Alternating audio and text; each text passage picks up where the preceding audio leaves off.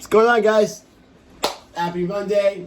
You know what it is, a check-in day. Go ahead and check in if you haven't already. And so I wanted to make this video because some of you have been on my Cyclical Bulking program, a bulking program. And I realized that, well, to me, I have never really explained it, right, in video sense. So I'm going to explain it because even though whether you're trying to lose body fat or you're trying to gain a little bit of size, I think cyclical bulking can be done by anyone, honestly, and it can actually help along the way of achieving a certain look, right? So let's talk about cyclical bulking. Cyclical bulking basically is a antidote to people who bulk the whole year. So I've been one of those guys that bulk the entire year, I put on as much mass as possible, and then have to spend another year and a half or so taking it down, right?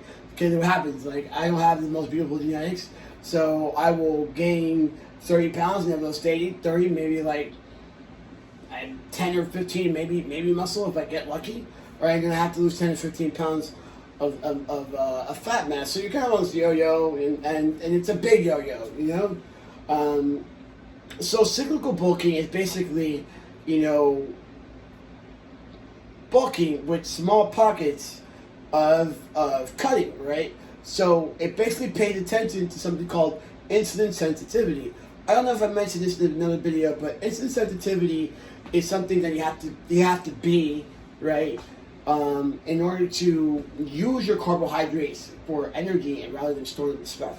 And after you get to a certain amount of body fat, you no longer are insulin sensitive. You're insulin insensitive, and every time you eat a carbohydrate, instead of it going to your muscles or glycogen stores so you could use it later, it tends to be converted into fat rather easily. So that's why when you're gaining muscle, you want to try to keep your body fat as low as possible while you're doing it. So once again, cyclical bulking goes like this. All right, let's say I want to bulk first. I'm going to start with my bulk because my body fat's no more than 12%. Right? And so I'm going to start my bulk, and I bulk and I bulk, and I realize that I'm gaining weight, but I'm not looking not really looking bigger. I'm just kind of just looking bigger, right? So that's a good signal for me to be like, okay, stop bulking, right? So what I'll do is I'll go on a mini cut till I'm back to the weight that I wanted to be at, like in terms of percentage, like I say 10%, 12%, and then I can go back to bulking. So basically, it's a bulking awareness. Now, it's not based on completely just weight. It's based on insulin sensitivity and how you look, right? So if you're looking soft and soft, you can't really see your muscle definition, then you go ahead and be like, okay, yeah, it's time to start cutting. So here's the difference between the two. When we are on the bulking phase, right?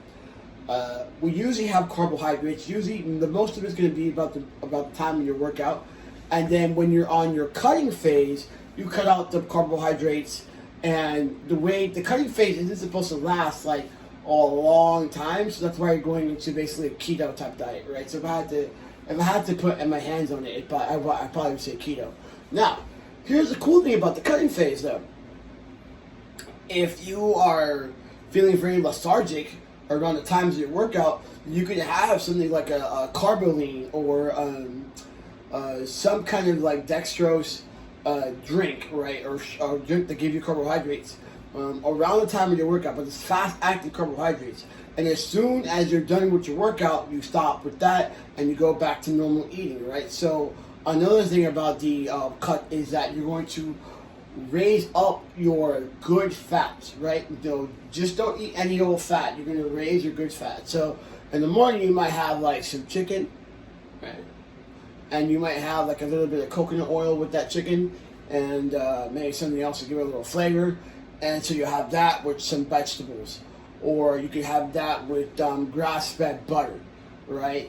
Then the next meal might be like a piece of salmon with more vegetables, but you're having things that are high in good fats so you can continue to have energy. Your workouts also change too, because you are not having carbohydrates. You're going to have like a one day where you do a really hard workout. The next day you might just do a cardio day, like a hard cardio day. and it's just basically to improve your insulin sensitivity. So another thing you might want to include around your reset phase is you might want to include some high intensity interval training on either a step mill or a treadmill or some type of cardio equipment. Maybe if you don't have the cardio equipment, you could do like a high intensity type training where you do jump squats and then some push ups or just something cardiovascular to keep your heart rate going and stuff like that. So that's my tidbit for today. So I really do like cyclical bulking, because if you're doing a bulk, you don't want to get too fat. That's something you want to avoid. And then you have your moments of leanness too. So anyway, that's my tidbit for today. I really appreciate some feedback, guys. Let me know what you want to talk about, where you're struggling at, and then I will make a video about it, because you're probably not the only one. See you later.